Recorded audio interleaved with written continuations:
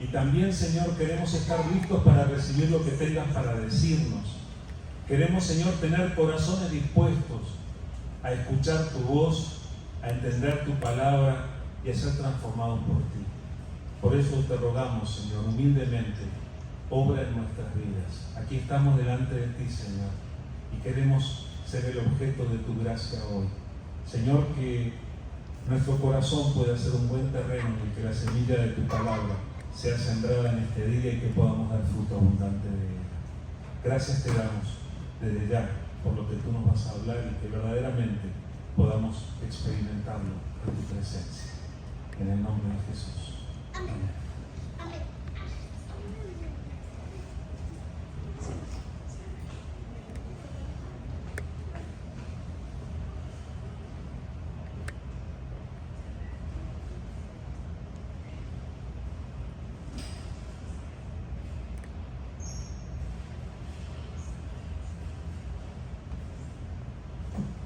¿Están listos para que el Señor les hable?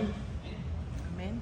Yo creo que el Señor ya nos viene hablando muchas veces. Cuando estamos cantando estas canciones, el Señor ya está de alguna manera tocando nuestro corazón con su palabra, nos está animando o nos está exhortando de alguna manera. Pero es bueno que nosotros nos predispongamos cuando vamos especialmente a abrir la palabra del Señor, cuando vamos a analizar lo que el Señor tiene preparado para hablarnos. Lo mejor que podemos hacer es tratar de estar listos para recibir su palabra y dejar que su palabra profundice en nosotros. Cada uno de nosotros tiene su propia identidad. Usted sabe quién es usted, ¿verdad? Usted no necesita mirar su documento de identidad para conocer quién es usted. A no ser que esté muy mareado, ¿verdad? Pienso yo, ya no me acuerdo, ¿verdad? Pero cada uno de nosotros conoce su propia identidad. Pero hay veces que nosotros necesitamos asegurarnos de quién es la persona con la que nos relacionamos. ¿Cuál es la identidad de la otra persona?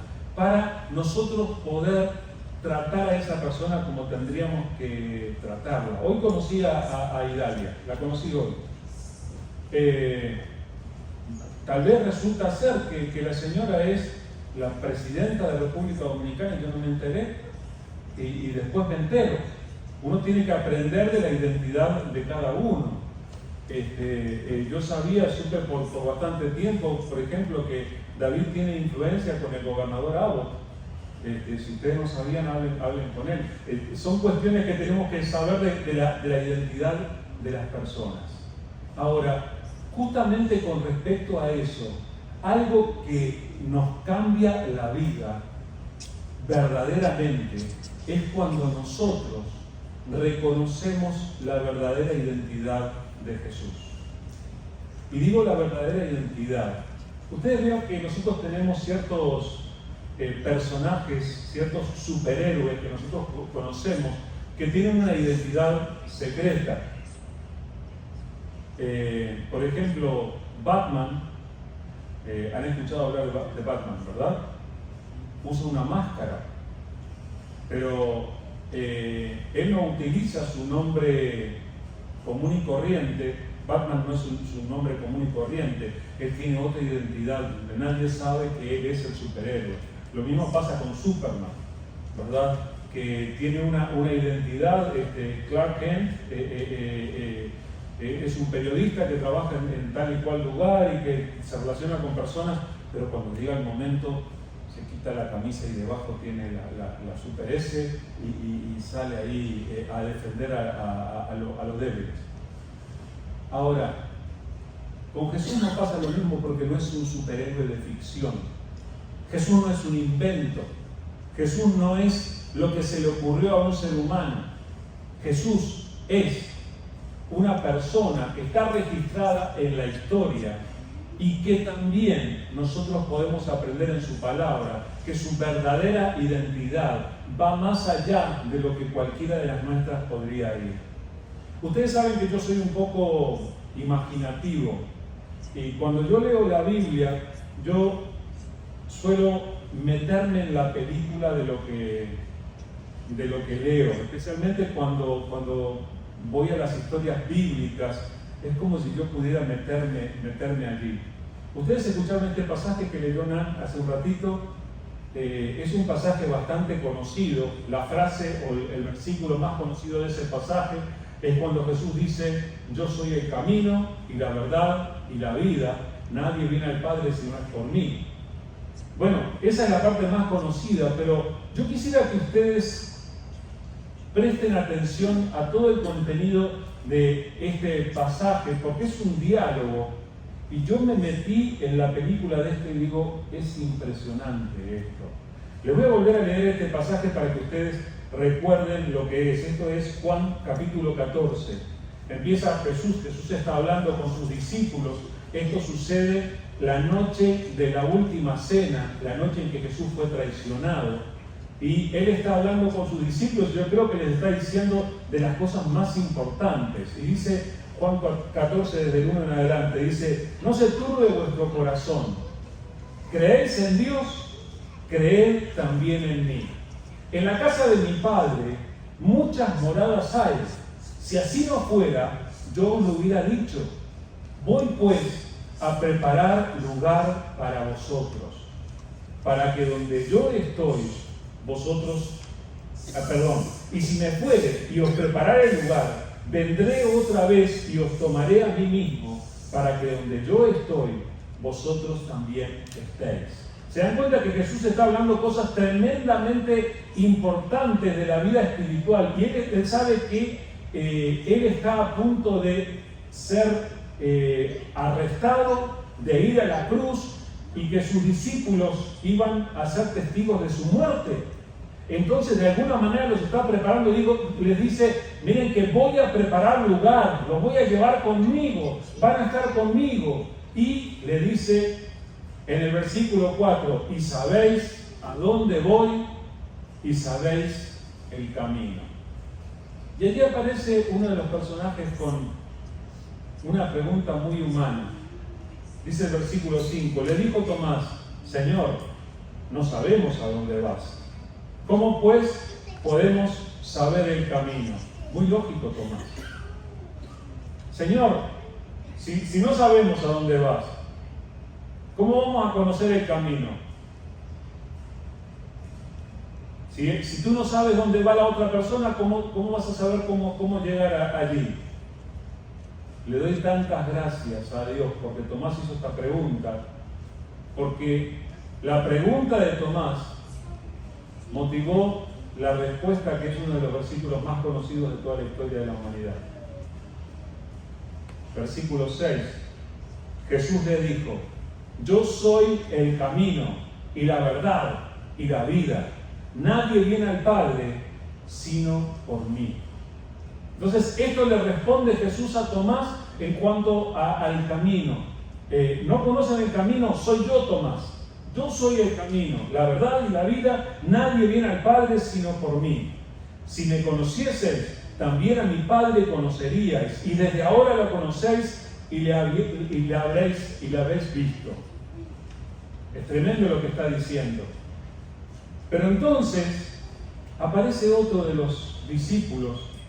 Versículo 8 le dice Felipe. Felipe le dijo: Señor, muéstranos al Padre y nos basta.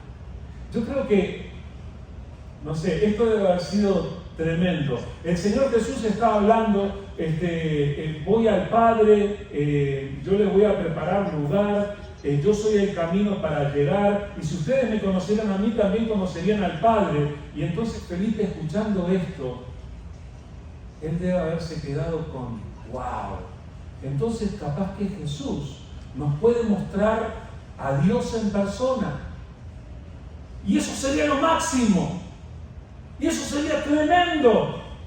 Y ahí Jesús muestra su propia identidad. En respuesta a este cuestionamiento de Felipe, el Señor muestra su identidad, pero se lo muestra en forma de pregunta. Versículo 9 dice: Jesús le dijo: ¿tanto tiempo hace que estoy con vosotros y no me has conocido, Felipe? El que me ha visto a mí, ha visto al Padre. ¿Cómo, pues, dices tú, muéstranos al Padre? ¿No crees que yo soy en el Padre y el Padre en mí? Las palabras que yo os hablo, no las hablo por mi propia cuenta, sino que el Padre que mora en mí, Él hace las obras.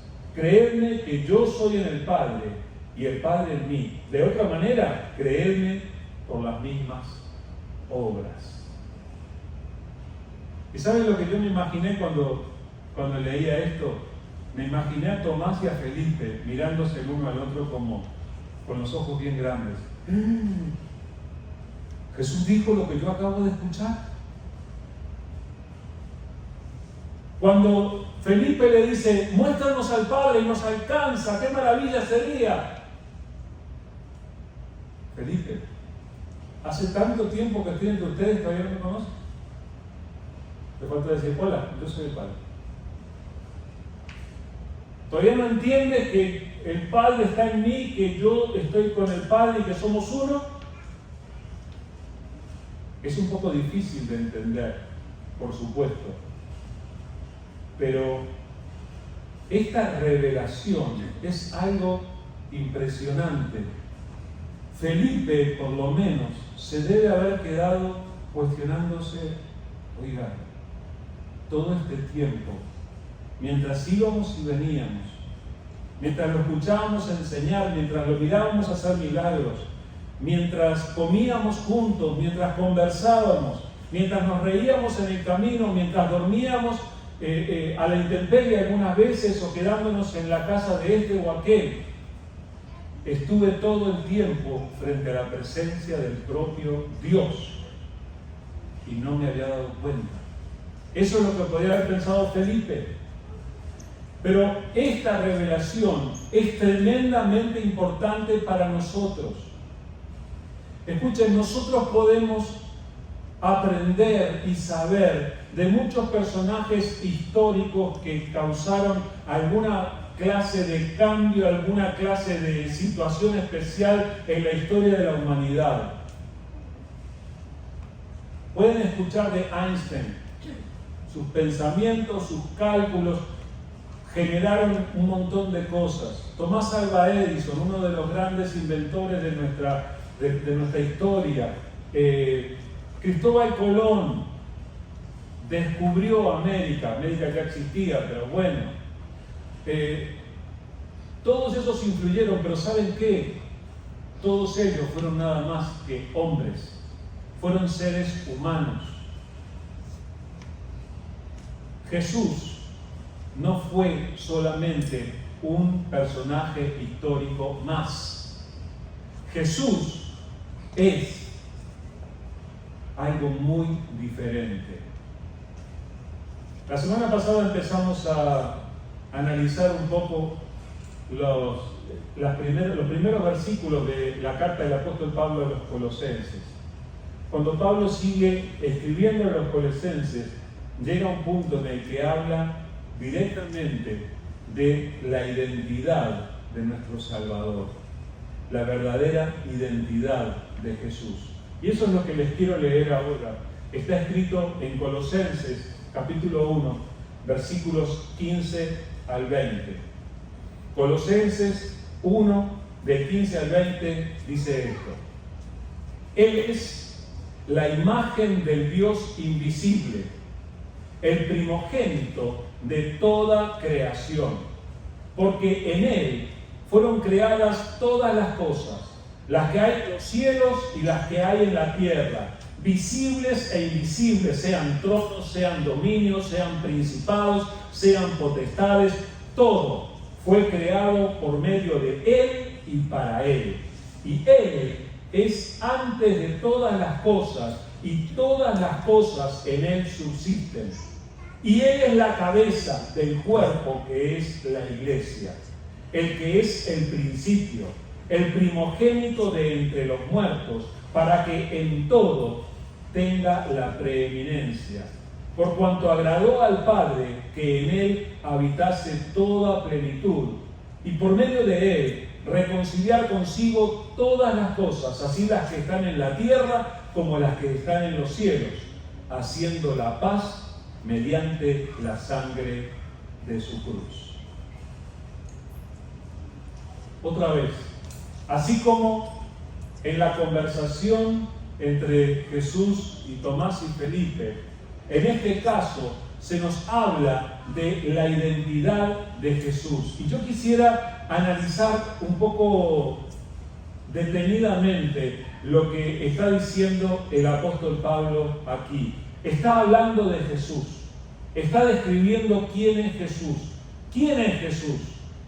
¿Quién verdaderamente es Jesús? Dice en el versículo 15, dice, Él es la imagen del Dios invisible.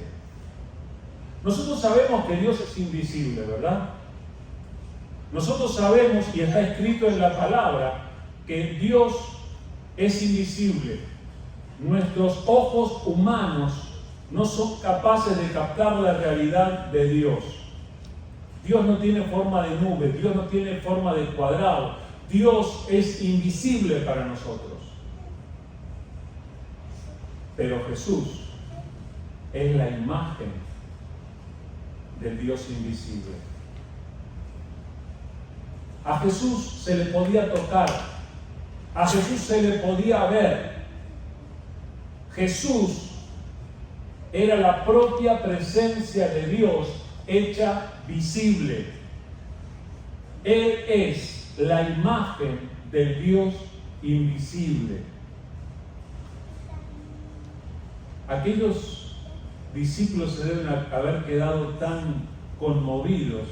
Mucho tiempo después, el propio Juan escribiría: lo que hemos visto y oído, eso les testificamos. O sea, él podía decir: yo lo vi, yo vi la imagen del Dios invisible.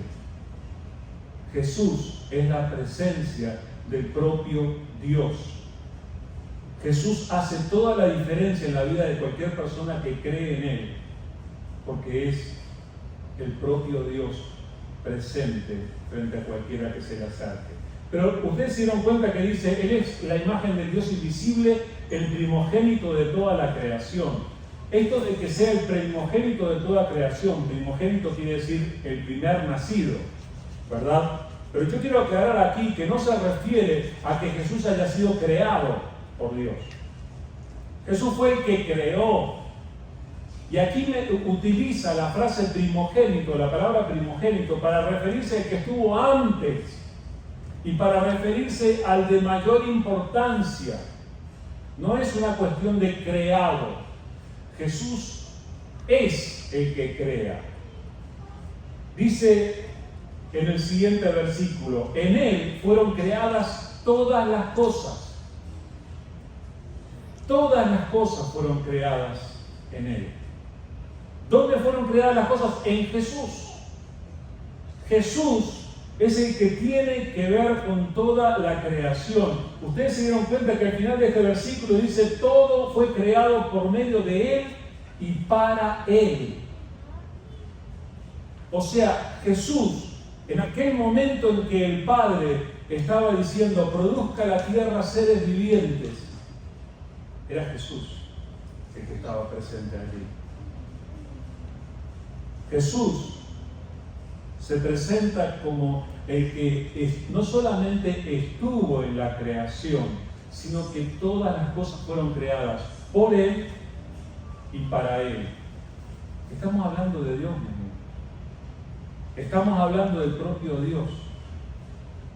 El propio Dios se hizo carne para traer salvación para nosotros, para que nosotros pudiésemos ser salvados. Todo fue creado por medio de Él y para Él.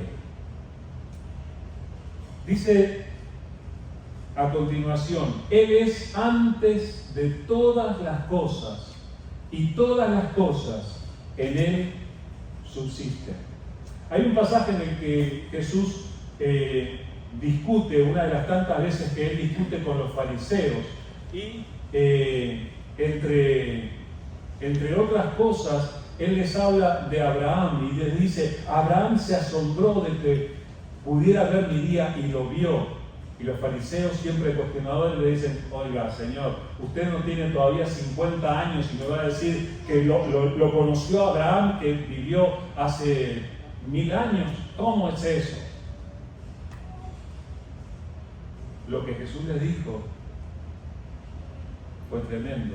Le dijo, antes que Abraham fuese, yo soy.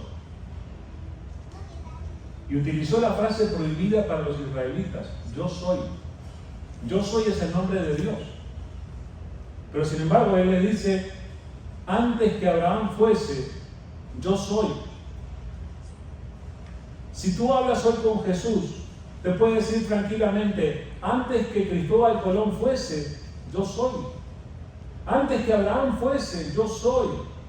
Antes que cualquier personaje histórico, por más viejo que sea, tú puedes encontrar que Él ya es. Además, interesante, nosotros cuando hablamos del pasado, si hubiéramos dicho, yo nací antes que Vega, nosotros lo usamos en pasado.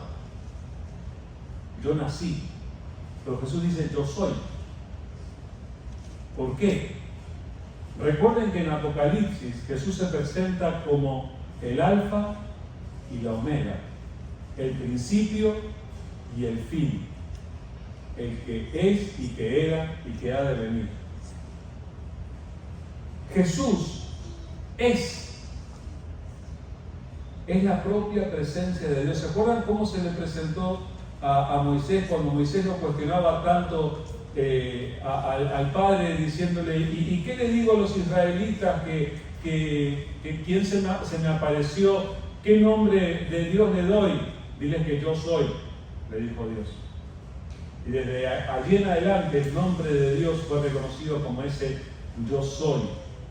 Él es antes que todas las cosas y todas las cosas en Él subsisten. Cuando nosotros hoy en día nos dirigimos a Jesús en oración, estamos hablándole al que es desde siempre y va a ser por siempre, porque es eterno. Le estamos hablando a aquel que creó todas las cosas y para quien todas las cosas fueron creadas. Estamos hablándole a aquel de quien proceden todas las cosas. Todas las cosas proceden de Jesús y todo encuentra en Él su equilibrio. Entonces, tenemos que reconocer la identidad del Salvador a quien nosotros nos dirigimos.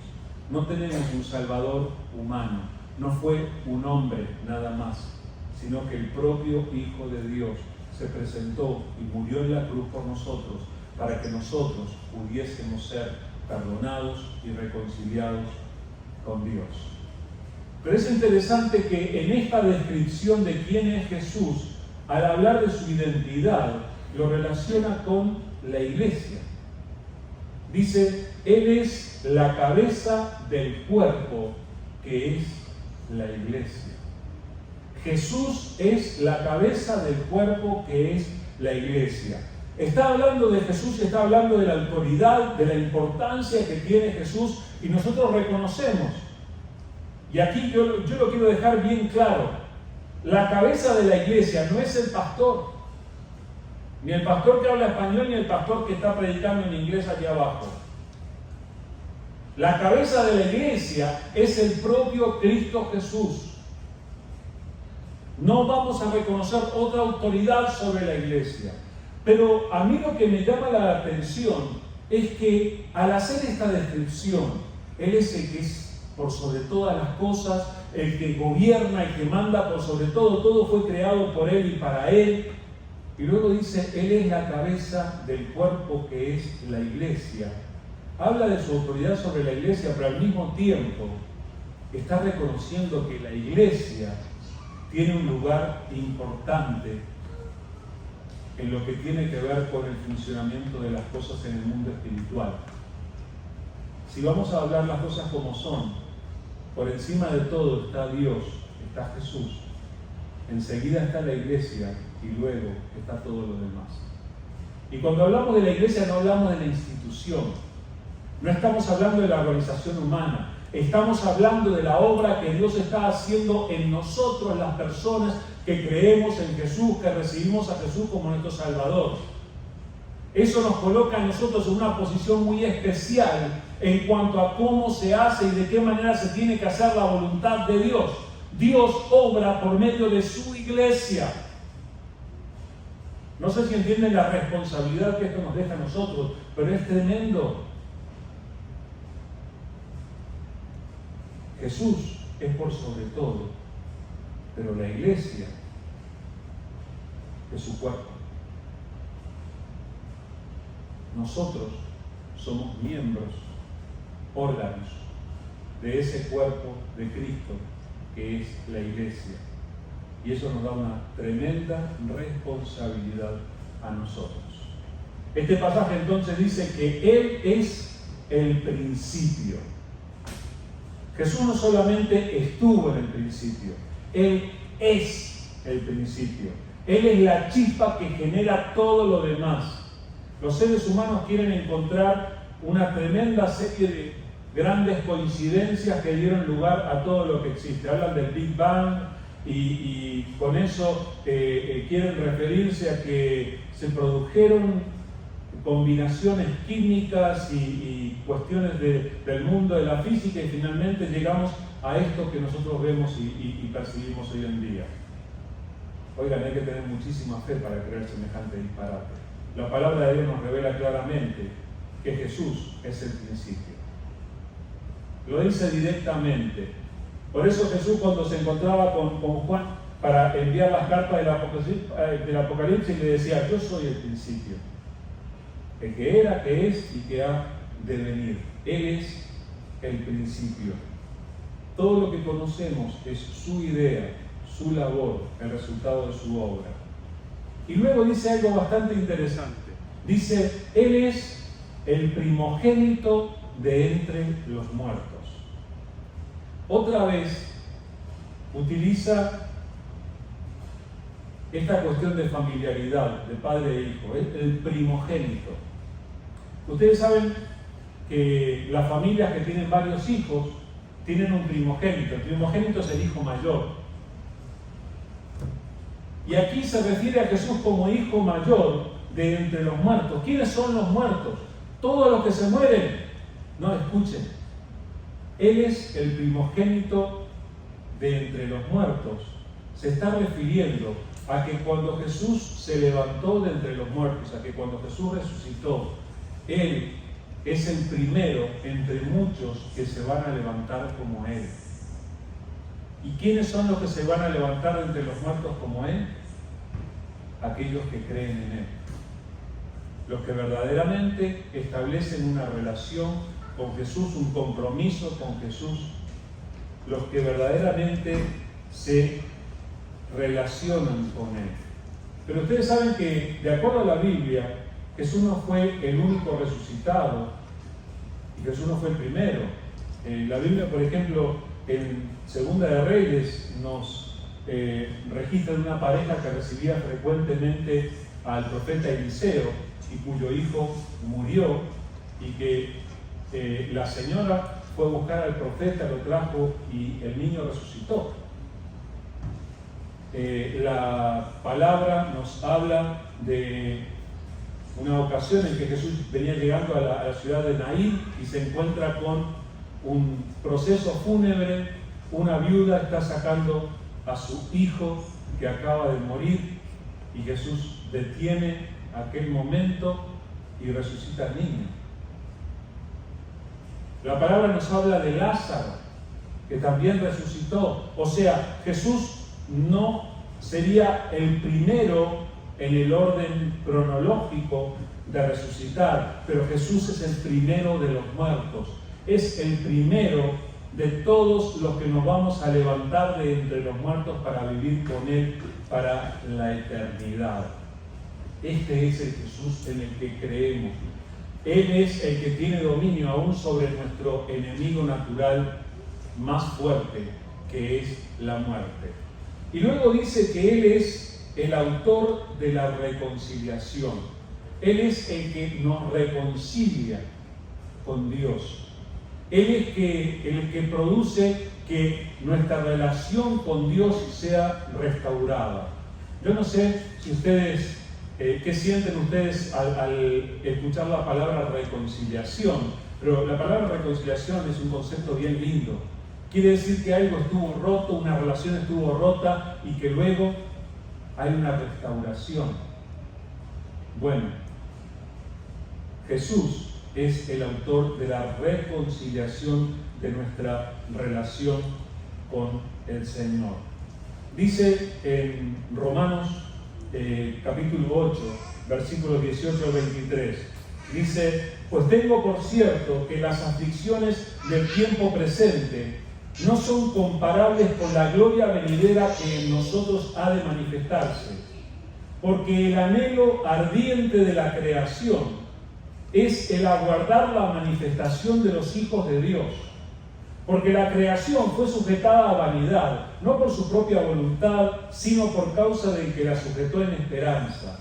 Porque también la creación misma será libertada de la esclavitud de corrupción a la libertad gloriosa de los hijos de Dios. Porque sabemos que toda la creación gime a una y aún está con dolores de parto hasta ahora. Y no solo ella, sino que también nosotros mismos, que tenemos las primicias del Espíritu, nosotros también gemimos dentro de nosotros mismos, esperando la adopción, la redención de nuestro cuerpo. Así que el Señor es autor de la reconciliación de todo lo que existe, las cosas que están en la tierra, las cosas que están en los cielos. Y nosotros vemos esta creación que en el día de hoy parece que está enferma. Hoy en día vemos inundaciones por un lado, incendios interminables por otra parte, terremotos, tormentas. Vemos situaciones que están descontroladas, la gente habla del calentamiento global y todas esas cosas, y es la creación gimiendo, es la creación doliéndose. ¿Qué es lo que espera la creación? La manifestación de los hijos de Dios. Espera el momento en el que se concrete la reconciliación y todo va a ser diferente. ¿Saben? Ninguno de nosotros se imagina un mundo sin lágrimas. Ninguno de nosotros se imagina un mundo sin muerte, pero eso es lo que el Señor ha preparado para nosotros. Y ahí es donde este pasaje nos incluye, y voy a leer los versículos 21 al 23. Dice así: y a vosotros también, que erais en otro tiempo extraños y enemigos en vuestra mente, haciendo malas obras, ahora os ha reconciliado en su cuerpo de carne por medio de la muerte, para presentaros santos y sin mancha, irreprensibles delante de Él, si en verdad permanecéis fundados y firmes en la fe, y sin moveros de la esperanza del Evangelio que habéis creído, el cual se predica en toda la creación que está debajo del cielo, del cual yo, Pablo, fui hecho ministro. Así que allí, luego de hablar de quién es verdaderamente Jesús, se dedica a hablar de nosotros. ¿Y qué pasa con nosotros? Nosotros en otro tiempo éramos extraños y éramos enemigos en nuestra mente y nos dedicábamos simplemente a hacer malas obras. Lo que hace una persona dándole la espalda a Dios, cuando uno vive la vida a su propia manera, sin tener en cuenta lo que Dios enseña, lo que hace es hacer malas obras. Y eso lo desconecta a uno de Dios. Éramos extraños, éramos enemigos en nuestra mente, hacíamos malas obras.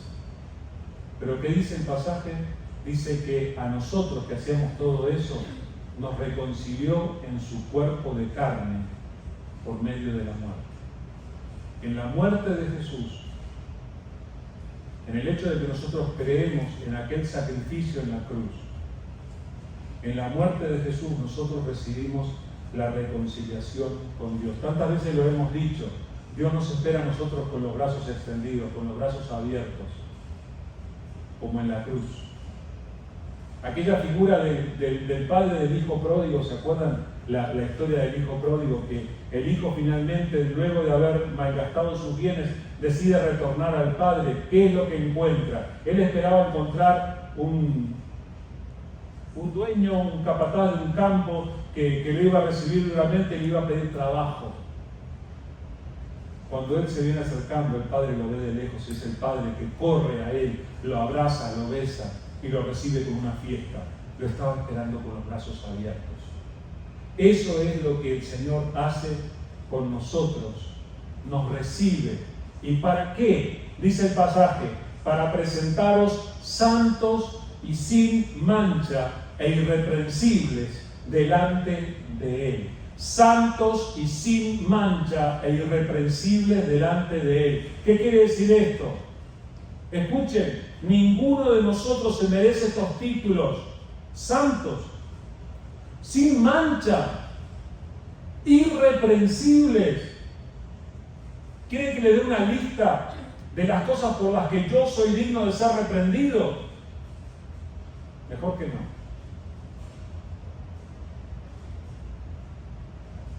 Pero Cristo Jesús, cuando nosotros creemos en Él, Él se decide a limpiarnos delante de Dios. Cuando nosotros creemos en Jesús, cuando nosotros creemos efectivamente que Jesús ocupó nuestro lugar en la cruz, recibiendo el castigo que nos correspondía a nosotros, Él nos presenta delante de Dios santos, sin mancha e irreprensibles delante de Él. Pero ¿saben qué?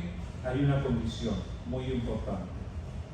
Dice el pasaje, si en verdad permanecéis fundados y firmes en la fe y sin moveros de la esperanza del Evangelio que habéis oído, el cual se predica en toda la creación que está debajo del cielo, de la cual yo, Pablo, fui hecho ministro. Si en verdad permanecéis fundados y firmes en la fe. La condición para andar en esa pureza que Jesús nos ganó es que nosotros permanezcamos. A lo largo de la vida podemos tener muchas oportunidades para distraernos, para alejarnos, para no quedarnos en nuestra relación con Dios. Pero ¿saben qué? La salvación es de los que permanecen. Aquí hay varias palabras que hablan de firmeza. Permanecer, fundados, están establecidos firmemente, luego dice directamente, firmes en la fe y sin moveros, que no se muevan. O sea, adquiriste la esperanza del Evangelio, bueno, no te muevas de allí. Que esa esperanza te acompañe cada uno de tus días, que esa esperanza te renueve cada uno de tus días y que puedas experimentar lo que Dios tiene preparado para ti. Así que, hermanos, ¿quién es Jesús? Jesús es la imagen del Dios invisible, el que creó todo, aquel que sostiene todo en equilibrio. Él fue a la muerte para que nosotros pudiéramos reconciliarnos con Dios. Gracias a Dios que hoy en día podemos elevar nuestra oración y llamarle Padre, y Él nos recibe. ¿Saben por qué? Porque nos ve santos, sin mancha, irreprensibles delante de Él, porque Jesús cargó con nuestros pecados. Pero tenemos que perseverar, tenemos que permanecer. Nuestro compromiso con el Señor es desde ahora hasta que Cristo venga o hasta que nuestra muerte nos alcance. Pero tenemos que permanecer. Así que, por favor, seamos capaces de perseverar en el Señor, de permanecer en Él y que Él haga en nosotros la obra que Él quiere hacer. Ya no vivimos para nosotros, vivimos para hacer la voluntad de Dios, que nos amó y que quiere lo mejor para nosotros. Vamos a orar. Muchas gracias, querido Señor. Gracias porque podemos alegrarnos en esta obra preciosa que tú quieres hacer en nosotros, Señor. Señor, de ninguna manera nos merecemos ser limpios, ser santos, sin mancha, irreprensibles, pero tú nos has hecho así. Tú nos has presentado delante de ti mismo de esta manera. Señor, gracias porque cuando nos ves, tú nos ves limpios, puros, porque Jesús murió cargando con nuestras culpas, cargando con nuestros pecados. Y gracias porque hoy en día nosotros podemos tener esta esperanza de aquellos hogares celestiales que tú fuiste a preparar para nosotros. Gracias, Señor, por la inmensa obra que estás haciendo en nuestras vidas. Señor, queremos rogarte que tú nos ayudes a caminar contigo. Señor, acabas de llamarnos a perseverar, acabas de llamarnos a permanecer contigo. Señor, ayúdanos, porque no podemos solos. Necesitamos que cada día vuelvas a renovar nuestros pensamientos, que cada día vuelvas a mostrarnos ese amor tuyo, que lo podamos sentir. Señor, vuelve a darnos sabiduría, vuelve a iluminarnos con tu palabra. Ayúdanos, Señor, para que podamos permanecer, para que podamos perseverar. Oramos esto por nosotros, por nuestros hermanos, Señor, los que no han llegado hoy, que tú estés despertándoles, que tú estés despertando en ellos la sed de buscarte, la sed de permanecer en ti, y Señor, que juntos podamos dedicarnos a caminar contigo. Gracias, Señor, por tu palabra, que esta palabra dé fruto en nuestra vida como tú quieres que así sea. Bendícenos a lo largo de esta semana, bendice el hogar de cada uno de nosotros, Señor. Señor, intercedemos de forma especial por la vida de Pedro Martín. Señor, tú sabes lo que lo ha afectado este accidente y te rogamos que tú obres en él y en toda su familia, Señor, que tú estés proveyendo para cada una de sus necesidades. Todo lo ponemos delante de ti, Señor, y Padre, que esta semana sea una semana bendecida, una semana en la que podamos alegrarnos en la obra que tú haces. Te lo pedimos en el nombre de Jesús. Amén. Muy bien. Esta semana tenemos el miércoles nuestro estudio bíblico. No falten, por favor, está muy bueno el Evangelio de Lucas. Y el domingo, por supuesto, tenemos el estudio bíblico a las 9 de la mañana y el servicio a las 10:15. Quiero recordarles que el domingo próximo es el Trunk or Treat en el estacionamiento de la iglesia, domingo de tarde. Esperamos a la gente desde las 5 a las 7, pero si podemos llegar un ratito antes para estar listos para ayudar, va a ser muy bueno. Entonces tengan en cuenta eso. Nosotros vamos a tener uno de los espacios para que los niños jueguen y reciban dulces, y también vamos a estar sirviendo las bebidas, agua, jugo, lo que haya. Así que estén listos para ayudar en ese día también. Así que bueno, que el Señor les bendiga y que tengan una muy buena semana.